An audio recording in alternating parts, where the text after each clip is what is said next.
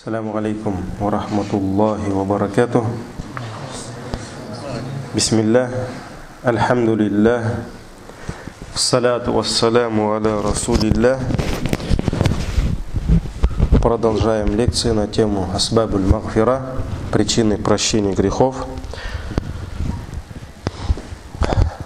Альхамдулиллах, грехов у нас очень много, поэтому приходится много искать и причины прощения грехов. Мы с вами открыли тему, сегодня, наверное, мы ее закроем, тему садака,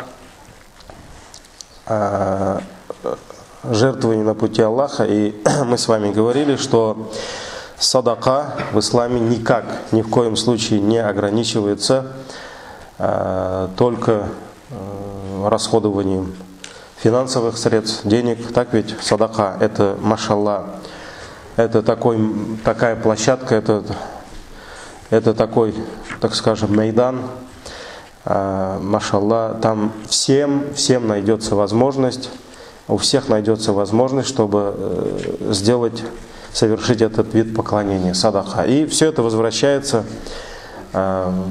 довольно-таки короткий, но содержательный хадис пророка, саллаллаху алейхи вассалям, достоверный хадис, где посланник Аллаха, алейхиссалату вассалям, сказал: «Ва куллю магруфин садака», то есть любое благое дело является садака. Поэтому если кто не имеет возможности расходовать деньгами, у него нет денег, может быть, у него не хватает даже семье, так ведь, много таких. Альхамдулилля, у него есть возможность жертвовать на пути Аллаха другими видами садака. Как посланник Аллаха, саллаллаху алейхи вассалям, сказал: «Ва куллю тасбихатин садака». Каждый раз, когда мы говорим слово «Субханаллах», это садака. «Ва куллю тахмидин садака». И когда мы говорим «Альхамдулилля», это тоже садака. Когда мы приветствуем друг друга, когда один мусульманин встречает другого мусульманина и дает ему салям, это садака. Так ведь? Это садака. Также улыбка на лице, когда видишь лицо брата, у тебя на лице улыбка, это тоже садака. Когда ты просто улыбаешься, даришь ему свою улыбку, это тоже садака. Когда человек не может поднять мешок, ты облегчаешь ему, то есть помогаешь ему, это тоже садака. Когда человеку тяжело забраться на верховое животное, а сегодня, может быть, сесть в машину, да? Есть люди, которым тяжело сесть в машину. Бывает, что вот смотришь иногда, старый человек, ему тяжело, просто можешь подойти, как у меня такой был случай, когда один абый, он брат наш, мусульманин, инсультник, после инсульта, хотел доброе дело сделать, остановился, а он не может сесть. Я вышел такой и хотел помочь ему, у него рука сорвалась, и он мне в лицо дал кулаком. Улыбается. Вот, говорит, садака тяжело дать, хазрат, говорит. Он хотел, чтобы мне проще было. Раз дернулся, и он раз кулаком мне в морду дал. Вот, говорит, тяжело, говорит, хазрат, садака дать. Альхамдулилля. Поэтому все виды садака, они есть. И даже когда это было когда-то очень актуально, когда даже животных, скотины, которая давала молоко, кому-то давали во временное пользование, например, у него не было возможности купить козу, чтобы доить молоко, или верблюда, или это в хадисе говорится, что если кто-то во временное пользование дает это животное кому-то, и этот кто-то доит и кормит свою семью, это тоже садака. Где-то можно, сегодня можно одолжить кому-то машину, например, случилось что-то, у него ДТП, машина сломалась или еще что-то, да, а ему надо на работу ездить, надо, не знаю, семью кормить, а у нас есть возможность ему во временное пользование дать.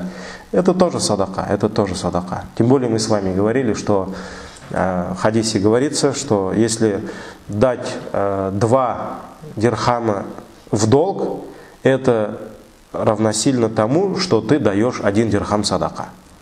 То есть, если кому-то действительно в долг нужны деньги, ты даешь, например, ему 1000 рублей, он потом это вернет, надеемся, Вот как будто это равносильно тому, что ты, если ты 1000 рублей дал в долг, значит ты 500 рублей садака дал. Это хадис. Это хадис пророка, алейхиссалату вассалям. Потому что действительно мы можем иногда выручить этим кого-то. Также даже когда человек радует свою жену, да, здесь уже речь идет про интимные отношения, это тоже садака. Это тоже садака. Нафакату раджули аля ахлихи яхтасибуха. По-моему, мы остановились на этой причине. Расходы мужчины, расходы мужчины своей семье, на свою семью, яхтасибуха, с тем условием, что он будет расходовать свои средства с надеждой получить за это аджр. С надеждой получить, то есть это с искренним намерением, ради довольства Аллаха, чтобы получить за это милость Аллаха, награду Аллаха. И Абу Мас'уд, радиаллаху анху, передает, что посланник Аллаха, алейхиссалату вассалям, сказал, когда мужчина расходует на свою семью, расходует и надеется на награду Аллаха, канат лаху садакатан. Это примется у него как садака. То есть все расходы, которые мы несем на свою семью, на содержание жены, которая является для нас аманатом, да, на содержание наших детей, иншаллах, все, что мы, дорогие братья, расходуем на свою семью, да, на содержание семьи, иншаллах, все это будет садака. Если мы будем расходовать с надеждой получить за это награду Всевышнего Аллаха. И есть другой хадис, который здесь не приводится, но, машаллах, это хадис, который должен, наверное, радовать всех мужчин, да, радовать. Посланник Аллаха, алейхиссалату вассалям, сказал, мужчина, мусульманин, может расходовать свой динар фи сабилилля, на пути Аллаха, на пути освобождения раба, то есть он может купить, освободить раба, да, это еще тогда, когда были рабы. Третье, он может отдать свой динар нуждающимся, то есть мухтаджларга, люди нищие, бедные, им нужны деньги, вот ты можешь дать им садака. И четвертое, ты можешь потратить этот же динар своей семье. И в завершении своих слов посланник Аллаха подчеркнул, что самое лучшее, на что может потратить мужчина свой динар, это на свою семью.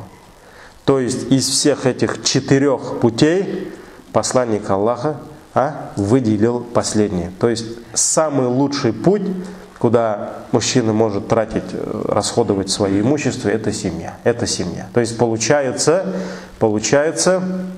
для верующего, иншаллах, он получит больше награды за то, что он расходует на свою семью, нежели чем, например, там, дает садака нуждающимся или фи сабилилля, мечеть может построить. Но на это очень много причин. Почему посланник Аллаха, алейхиссалату вассалям, именно подчеркнул, почему расходовать семье может оказаться даже лучше и достойнее перед Аллахом, чем расходовать на, казалось бы, на более нужные. Ну, то есть многие из нас, они когда расходуют на семью, они смотрят это как на расходы. Да? Так это же расходы.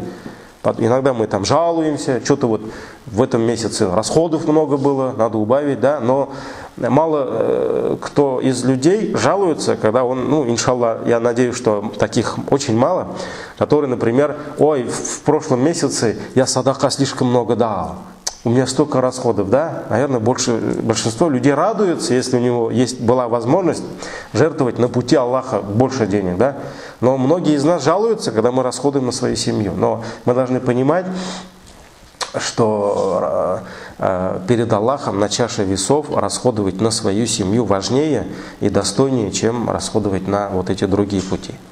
И в этом есть причина.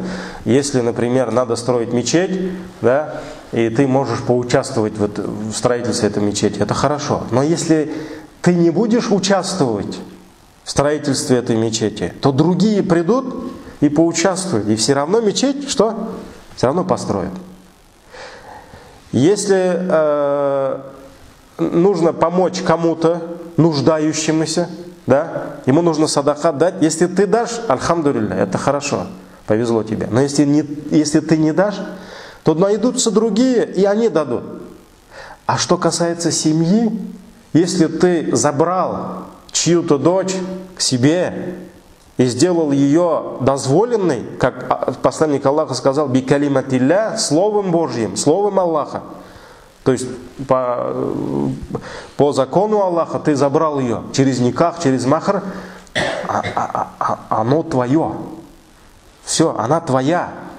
И если ты не будешь ее содержать, то этот брат или другой брат, они не могут прийти и содержать ее.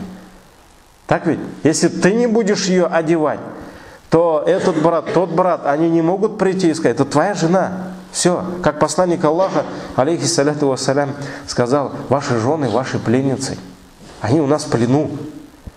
Если бы нас не было у них, да, то, может быть, были бы другие, и они бы содержали их.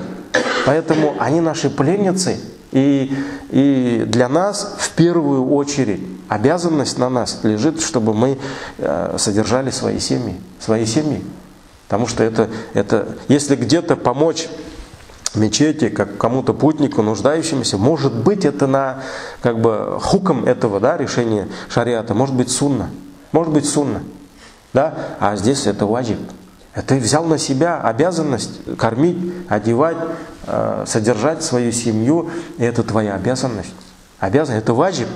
И если человек где-то там, за домом, за пределами семьи занимается благотворительностью, да, машаллах, он там мечеть строит, машаллах, тут братьям помог, машаллах, там ребенку операцию надо было делать, он там участвовал, везде братья его хвалят, машаллах.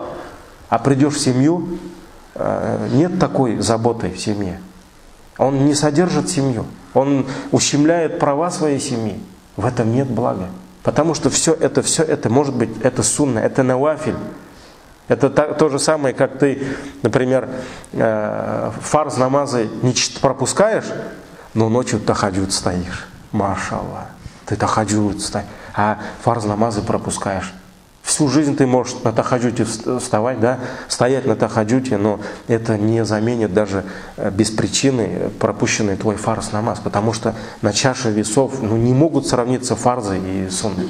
Здесь то же самое, поэтому обратите на это внимание. Почему вот посланник Аллаха подчеркнул, что самый достойный путь, куда может человек тратить свой динар, это на семью, это все очень важно, потому что есть братья, например, где-то там ифтар делают, машаллах, где-то там помогают, а здесь семьи могут жаловаться. Действительно, в этом может быть причина. Причина не просто там жене все время не хватает, да, женам. Нет, а действительно, он действительно ущемляет права семьи, детей. Поэтому, дорогие братья, это очень важный момент, и на это нужно обращать внимание. И все, что мы, иншаллах, будем расходовать на содержание своих семей, альхамдулилля, как говорится, возрадуйтесь, да? Это садака. Вот что нужно делать, чтобы, вот что требует от нас содержание семей, да? То есть кто-то покупает квартиру. Нелегко купить квартиру. Кто-то залезает в долги, так ведь?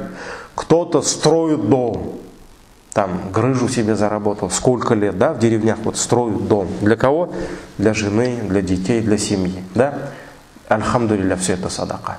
Если он это все сделает разрешенным халяльным путем, не влезая в харам, так ведь, не нарушая законы Аллаха, если это все будет доступным путем, разрешенным, и это будет с надеждой на награду Аллаха, это садака. Вот представьте себе, человек покупает за сколько миллионов дом, за сколько миллионов там квартиру, это садака. Потому что это для кого? Это для твоей семьи. Альхамдулилля. Это для твоей жены, для твоих детей. Это садака. И содержание. Кто-то снимает квартиру. Вот особенно в Казани, да, недешево снимать квартиру. Многие братья у нас, они просто снимают квартиру, и кто-то половину, кто-то больше половины отдает просто, ну, на съем жилья, да. Ну, не получилось пока. Иншаллах, Аллах даст, пусть Аллах даст им ризк, да, но вот пока так, альхамдулилля. Альхамдулилля. Хотя жалко вот эти там 20-25 тысяч каждый месяц, да, у кого-то еще больше, да, отдавать там хозяйке квартиры, да, но иншаллах, это садака. Это тоже садака. Потому что твоя семья не может жить в подвале, не может жить под деревом где-то. Так ведь? Чтобы семья жила, нужен кров. Если ты не можешь сегодня купить, ты снял. Альхамдулилля, это садака. Это тоже садака. Также там оплата коммунальных услуг. Но когда-то сподвижники, они собирали хворост, собирали дрова. Но, альхамдулилля, сегодня мы не хотим собирать дрова. У нас дома газ, у нас электричество, так ведь? Но за это надо платить. Получается, если когда-то сподвижники, они каждый день ходили в колодец за водой, и этим самым это была садака на пути Аллаха, на содержание семьи, да? Они собирали дрова, топили печь, чтобы готовить, да? Это было у них садака. Сегодня не надо собирать дрова, нужно просто оплатить. За отопление надо платить, за газ надо платить. Так ведь? Сегодня надо за электричество платить. И, конечно, мы должны экономить. Конечно, мы должны экономить, да, экономика должна быть. Но после того, как мы экономили, когда мы будем платить за эти расходы, все-таки я думаю, что нужно платить, альхамдулилля, как говорится, с счастливым сердцем. Потому что это на пути Аллаха. Это садака. Это садака. Мы садака не можем дать. Вот, ну на уж, ладно, получай, что ты пришел, получай, да? Но мы не можем так дать садака.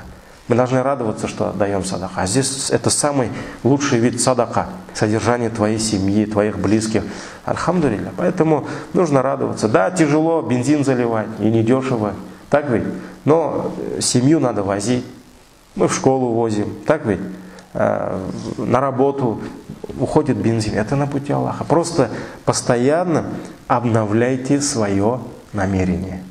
Постоянно. То есть пропускайте это через сердце. Пропускайте через сердце. Не так, ой, опять жалко, опять. Да? Экономьте сколько можете.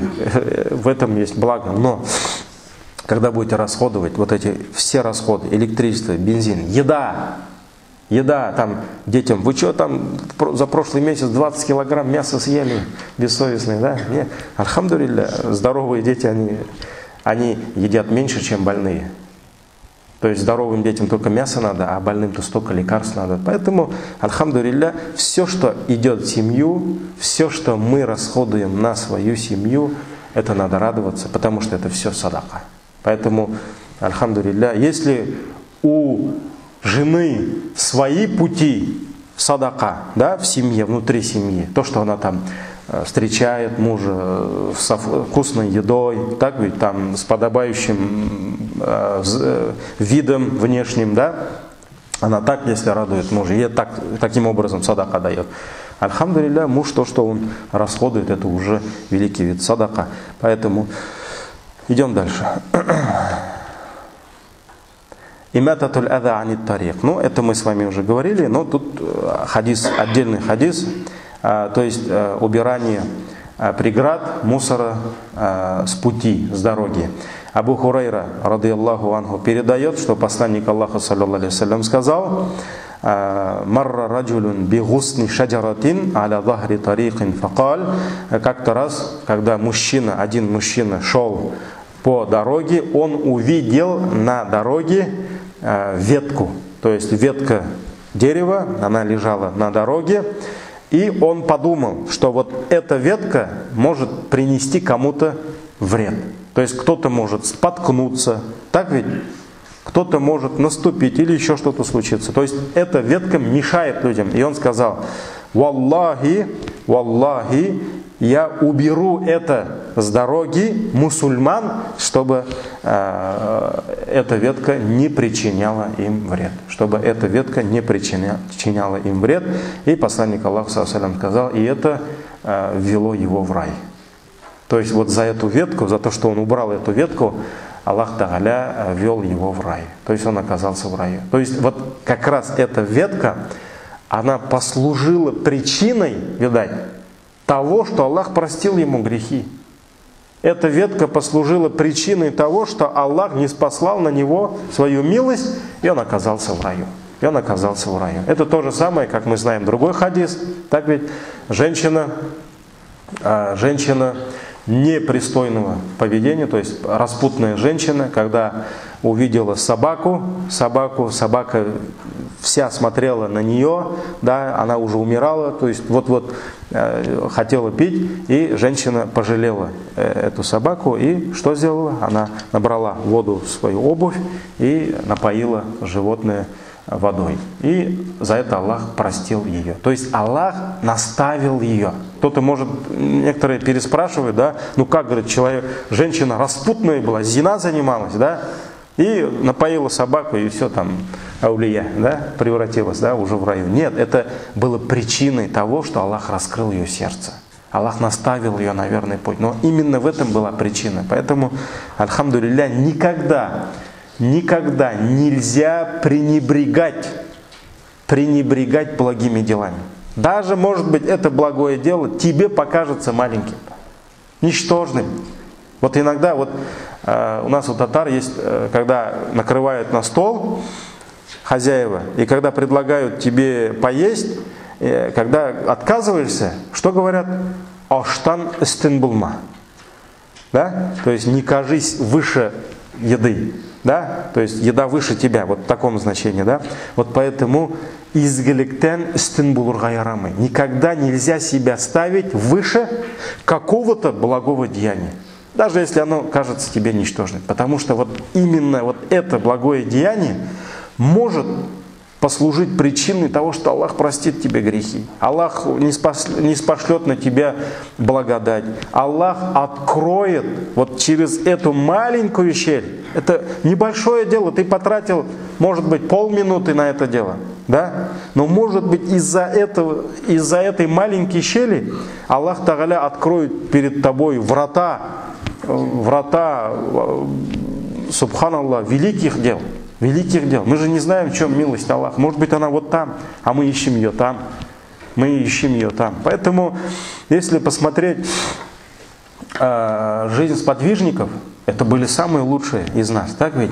Они никогда не старались пренебрегать благими делами. Они не говорили, так у меня нет времени на это, у меня более важные задачи. Нет, будучи халифом, Абу Бакр, радийаллаху анху, доил козу одной девчонке. Так ведь? Сидел с ней, нянчился. Посланник Аллаха, алейхиссаляту вассалям, когда ходил и шел по улице, иногда темнокожий ребенок какого-то там, не знаю, нищего, какого-то незначительного человека, этот ребенок нищий мог подойти, взять его за руки и повести за собой, и пророк саллаллаху алейхи шел за ним, потому что это был ребенок. Поэтому, альхамдулилля, он учил нас понимать значимость любого дела. И поэтому человек убрал ветку с дороги, но с намерением, чтобы эта ветка никому не мешала. Иногда вот мы ездим по дорогам, да, например, кирпич лежит, кирпич. Все нормально, мы кирпич объехали, потому что мы выспавшиеся, у нас обзор хороший, да, машина хорошая, но может быть за нами идет какой-то бабай 70-летний, да, может быть у него глаза видят не так, как у тебя, да, у него зрение может быть плохо, у него внимательность может быть уже похуже, да, и он может наехать на эту машину, может случиться так, что какой-то несчастный случай, или, например, тоже проколоть шину, может быть, а это может стать очень дорого. Поэтому это садака для тебя. Кто-то уронил этот кирпич, может быть по небрежности, может быть по халатности, может быть просто нечаянно, да? А для тебя-то это благо, поэтому остановился, убрал. Это садака. Это садака. Поэтому когда мы куда-то ехали с братом один, я не заметил, он такой раз останавливается, там, я думаю, что случилось там. Сейчас, говорит, там садака лежит. А я в зеркало смотрю, там какой-то камень лежит, кто-то уронил, видать, на дороге. Он такой раз убрал аккуратно, сел и поехал. Все, вот этот хадис, он что? Притворил в жизнь. Может быть, не такое там великое дело, да? Но, альхамдулилля, это тоже дело. Вот как раз продолжение темы. Следующие три причины прощения грехов. Абу Джарьиль Худжайми радийаллаху анху передает, который говорит: «Атайту Расуль Аллахи саллаллаху алейхи вассалям факульту». Я пришел к посланнику Аллаха саллаллаху алейхи вассалям и сказал ему: «Я Расуль Аллах, воистину мы бедуины, мы народ из числа бедуинов, фа'аллимна шай'ан янфа'ана Аллаху бихи». И ты научи нас, то есть кого? Бедуинов, которые пасут своих овец, верблюдов, которые понимают, что они бедуины, так ведь у них уровень, все, они понимают все это. Поэтому они сказали: мы народ из числа бедуинов, научи нас тому, через что Аллах даст нам пользу. То есть научи нас таким делам, через которые мы получим пользу перед Аллахом. То есть Аллах даст нам награду, простит грехи и так далее. И тогда посланник Аллаха, алейхиссалату вассалям, сказал: не пренебрегайте ничем из благих дел. Не пренебрегайте. То есть не считайте это маленьким, незначительным, ненужным никогда, которые к вам придут. И даже если то есть, если у кого-то не хватит веревки, чтобы привязать какой-то груз к спине или там к спине животного, да, у него не хватит веревки, то вы дайте ему веревку. Вот у него не хватает там метр или полметра веревки, а у вас есть она. Даже вот этим сделайте благое дело. То есть соедините то, что он не может соединить, да? И даже если вы можете опустошить, то есть свое ведро тому, кто пришел за водой, то есть вы достали с колодца, потратили сколько-то сил, да, вы достали из колодца воду, и вода в вашем ведре, да, вы можете ее просто понести и дать возможность человеку взять. Нет, даже если вы эту воду, которую вы достали, да, бисмилля, ему положите в его ведро, вот даже этим не пренебрегайте. То есть, машаллах, даже это для вас что? Возможность. Даже это для вас возможность совершить благое дело. И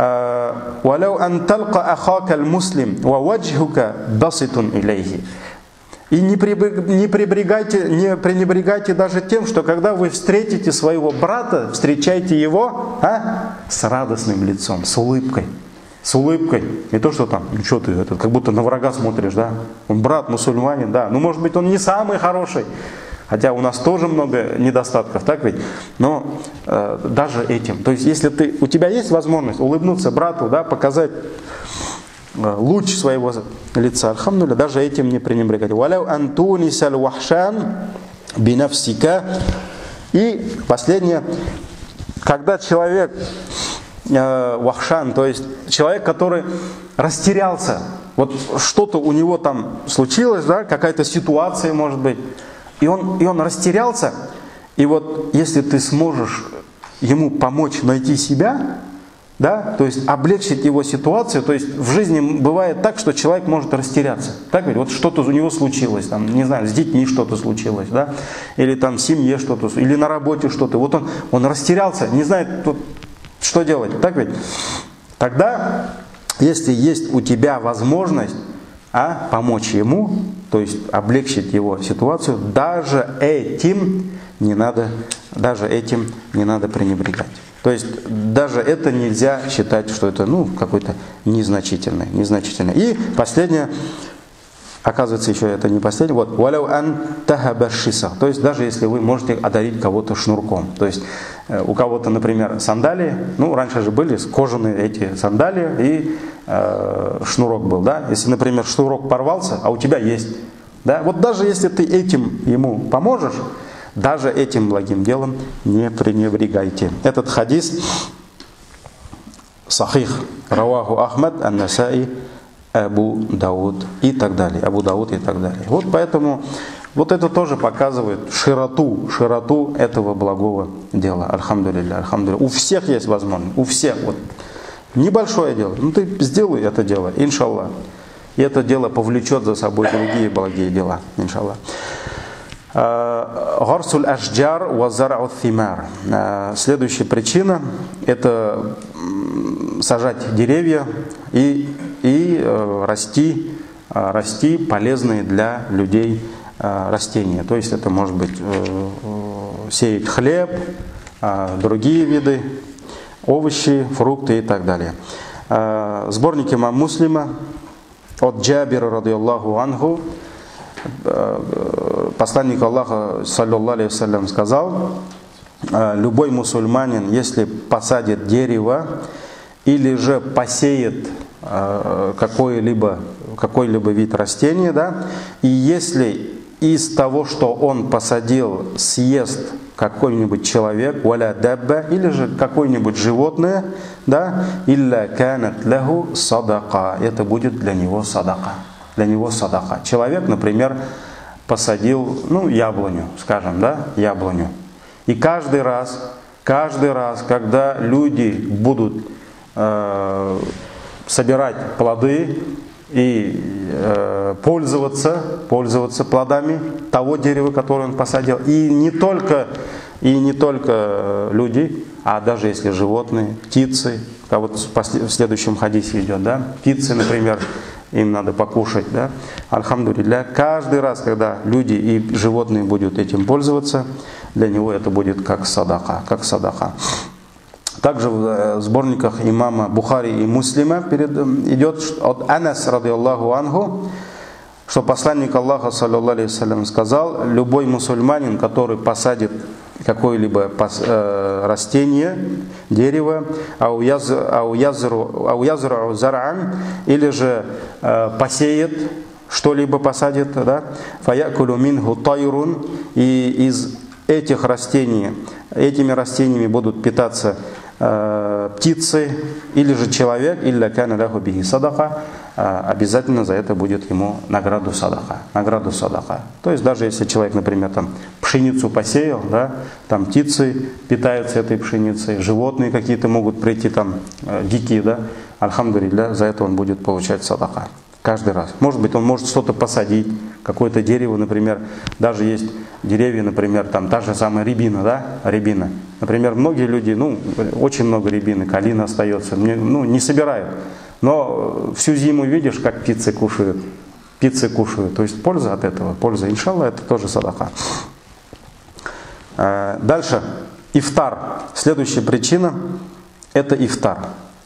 Ифтар самого еще человека. То есть не кого-то разговлять, а самому разговляться. Посланник Аллаха, алейхиссалату вассалям, сказал: «Инна лилляхи та'аля инда кулли фитрин утакаум минаннар». У Всевышнего Аллаха во время каждого ифтара, разговения, утакаум минаннар, то есть люди, которых Он освобождает от ада. То есть каждый раз, когда приходит время ифтара, Аллах Тааля освобождает кого-то из своих рабов от ада. Он должен был попасть в ад, Аллах прощает ему грехи и освобождает его от ада. وَذَلِكَ فِي كُلِّ لَيْلَةٍ, и это каждый вечер. То есть каждый вечер разговения Аллах Тааля освобождает людей от адского пламени. А как освобождает? То есть, получается, Он прощает им их грехи. Вот поэтому, альхамдулилля, благо в том, что человек постится, и благо, баракат в том, что человек разговляется. Альхамдулилля, Аллах Тааля прощает ему грехи, поэтому перед ифтаром желательно не заниматься болтовней, пустословием, да, а нужно просить у Аллаха. Дуа надо делать, потому что это как раз то время, когда Аллах тобой особенно доволен, потому что у тебя пересохло во рту, у тебя там революция уже идет там полная, да, в желудке, потому что ты на пути Аллаха. Ты оставил еду и питье целый день ради довольства Аллаха, поэтому вот как раз это то время, когда Аллах тобой доволен, и поэтому нужно просить, и иншаллах Аллах простит. И следующая причина — сухур. Сухур — это получается перед постом, так ведь? Ибн Умар радиаллаху анхума передает, что посланник Аллаха, саллаллаху алейхи вассалям, сказал: «Инна Аллаха та'аля ва малаикатаху юсаллуна аля мутасаххирин». Воистину Аллах и его ангелы юсаллюн, то есть делают салават тем, кто принимает сухур. Тем, кто принимает сухур. Этот хадис хасан раваху ибн Хиббан ва табарани и так далее. Хасан хадис. И что касается сухура, мы знаем, что это не обязательно, так ведь? Не обязательно, это не является условием поста, то есть человек может на сухур не встать, но он может поститься. Но это сунна, и это сунна, который приносит нам баракат. Баракат. Даже если попьешь воду, да, там пару фруктов, может быть, да, легкий такой сухур, альхамдулилля, в этом баракат. И вот посланник Аллаха сказал: Аллах делает салават. То есть получается, Аллах вспоминает его имя похвалой перед своими достойнейшими ангелами. Аллах вспоминает имя такого, кто вот стал на сухур, машаллах, завтра у нас как раз у многих сухур, иншаллах, да, вот Аллах вспомнит о нем перед своими ангелами. И что касается юсаллюн маляика, то есть салават ангелов, это дуа, истигфар. То есть ангелы безгрешные просят у Аллаха прощения за того, кто принимает сухур. Этот хадис хасан. Саум яуму арафа. Следующая причина — пост в день Арафа. Ну, Арафа, мы знаем, это день перед каким днем? Яумун Нахар. То есть это день перед Курбан Байрамом. К сожалению, вот, или я не знаю, причина в чем, или из-за нашей халатности, может быть, беспечности, или же, например, мы как бы направляем свое внимание, уделяем внимание Курбану Байраму и немножко забываем про этот день, потому что он накануне как раз праздника Яумуль Арафа, и даже среди ученых есть даже есть разногласия. Среди ученых, некоторые ученые говорят, и у них есть доказательства, что самый лучший день в течение года это Курбан, Яумун Нахр, да? А некоторые ученые спорят с ними, что это все-таки Арафа. Поэтому получается, вот это 2 дня. 2 дня в году считаются самые великие дни. И вот Яумуль Арафа от Абу Саид, радиаллаху анху, посланник Аллаха, саллаллаху алейхи вассалям, сказал: «Сауму яуму арафа каффарату санатил мадияти ва санатил мустакбаль». Пост в день Арафа является искуплением за прегрешение прошлого года и за будущего года. То есть здесь идет речь не о совершении харама, а вот прегрешении, сагаир, да, маленьких грехов за прошлый и за будущий год. То есть получается, человек постится один день, Яумуль Арафа, и за это Аллах прощает ему грехи за 2 года. Этот хадис сахих раваху ат-Табарани. Также Абу Катада, радиаллаху анху, передает, что посланник Аллаха, саллаллаху алейхи вассалям, сказал: пост в день Арафа является искуплением грехов за 2 года, прошлого и будущего. И пост в день Ашура, это уже какой день? Это месяц Мухаррам, 1-й месяц мусульманского календаря. Ашура от слова ашр, так ведь 10-й день Мухаррама, день Ашура, юкаффиру санатан мадия, является искуплением за прегрешение прошлого года. Поэтому вот эти 2 дня, дорогие братья, не надо забывать. И вот что касается Ашура, также Абу Катада, радиаллаху анху, передает, что посланник Аллаха, саллаллаху алейхи вассалям, сказал: пост в день Арафа, я надеюсь, что Аллах простит грехи санат аллати кабляху, то есть за прошлый год, ва санат аллати багдаху, и за последующий год, васияму яума ашура, и пост в день Ашура, я надеюсь, что Аллах простит грехи за прошлый год. Этот хадис сахих раваху Тирмизи ибн Хиббан. Вот поэтому это как раз, дорогие братья, 2 дня в году, которые нельзя пропускать. Ни в коем случае. Это сунна, это не ваджиб, я не говорю, что это фарз, но, альхамдулилля, это такие от Аллаха подарки. Если ты их как-то упустил, то ты не можешь их вернуть обратно. Потому что в твоей жизни, да, Аллах Тааля уже предопределил, сколько у тебя Ашура и Арафа будет. Поэтому нельзя пренебрегать. И очень огорчает то, что когда видишь братья, да, там, например, в день Ашура они там спокойно ходят, там жвачку жуют, да, или там в кафешках сидят, даже если не мусафиры, да, даже если мусафир, то не езжай в этот день. Субханаллах, это же раз в год Ашура или Арафа. Оставь сафар, если можешь, оставь сафар, постись сегодня, потому что это не день сафара. Это не день каких-то этих, да? Или, например, там, вот в мечетях у нас постоянно бывали конфликты. Постоянно. То есть, ашка чакралар, то есть бабайларны, наших бабаев, аксакалов, уважаемых, кого-то на никах зовут, кого-то там какие-то Коран почитать. Так ведь? В день Ашура Арафа. То есть, нужно людям объяснять, что это великий день Ашура. Давайте на ифтар позовите бабая. Например, когда в Нижнекамске работали, мы с хазратами договорились, и такой даже приказ издали, да, от Мухтасиба, что никаких заявок Ашура и Арафа днем мы не получаем. Всем отказывали мы. И мы всем объясняли, люди понимали. Когда они понимали, что сегодня еще Ашура, не просто там ему Коран дома почитать, да, а сегодня Ашура. И когда люди придут постящиеся и сделают разговение в твоем доме, с твоего стола, альхамдулилля, это же милость Аллаха. Поэтому не надо какие-то причины создавать, там, надо убирать эти причины, потому что это Ашура. И очень часто мы, имамы, этим пренебрегаем. Мы даже об этом не думаем. У меня же сегодня никах. Субханаллах, в Тасуга сходи, если в Ашура уразу держи, да, или там еще в другой день. Объясни людям.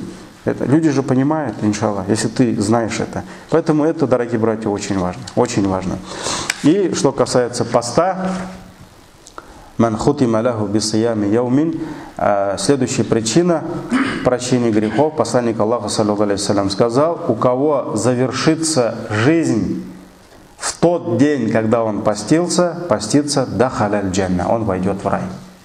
То есть человек, если он встретится с ангелом смерти в тот день, когда он постился, машаллах, или во время поста, да, это признак машаллах, великой, так скажем, смерти, да, прекрасной смерти, хотя тяжело сказать, что смерть может быть прекрасной, это хуснуль хатима, прекрасного завершения, когда Аллах забирает твой, Аллах все равно заберет тебя, да, но если Аллах забрал тебя во время намаза, во время поста, во время тавафа, во время какого-то благого дела, это милость Аллаха. Поэтому тот, у кого завершится жизнь во время, в день его поста, он войдет в рай. Он войдет в рай. Этот хадис сахих равахуль базар. И дальше ман фаттара саиман. И последний хадис, последняя причина на сегодня. Кто разговил уже? Кто разговил постящегося? То есть накормил, можно сказать, постящегося. Посланник Аллаха, алейхиссалату вассалям, сказал: ман фаттара саиман, кто накормил постящегося, то есть создал ему условия, чтобы он разговился, кана лаху мисла аджрихи, гайра аннаху ла янкас мин аджри саими шай'ан. Он получит столько же награды, сколько получит за свой пост постящийся. И это никак не убавит награды постящегося. То есть получается, человек целый день постился, машаллах, целый день постился. Вот у нас скоро потихоньку идем к месяцу поста, у нас в середине мая, так ведь? Иншаллах, ждем великого гостя Рамадан. И, машаллах, вот если люди будут поститься, иншаллах, будем поститься там 17-18 часов в день, надеемся, что награда будет за это великой, иншаллах. Но вот представьте себе, если кто-то не только себе готовит еду, да, на разговение ифтар, а если еще и брату, сестре там приготовил, машаллах, он получит столько награды, сколько получили за целый день поста постящиеся. И это никак не убавит у них награды. То есть получается, Аллах 2 раза умножает их награду и половину тебе дает. Поэтому это милость Аллаха. Этот хадис сахих передает имам Ахмад, Тирмизи, Ибн Маджа, Ибн Хиббан и так далее, и так далее. Ну вот как бы на сегодня, иншаллах. Потом у нас идет умра, таваф, немножко связано с хаджем, таваф. И потом мы открываем тоже очень, машаллах, очень такой интересная дверь. Тема – это сабра. Сабр – это то есть разные виды сабра. Кто-то терпит болезням, кто-то терпит потерям каким-то. За все человек получает аджр, и все это причина прощения грехов. Субханак Аллахума бихамдик, шаду ан ла иляха илля анта, астагфирука ва атубу илейк. Следующий урок оставим после айша, нет? Пораньше не надо? Например, в 7. Если после айша оставим, пока продолжим. Просто уже айша не в 7, у нас уже потихоньку идет. Оставим, да, также? После айша? Да, ну давайте пока так. Ярый, джазакум Аллах хайр. Ассаляму алейкум ва рахматуллахи ва баракатуху.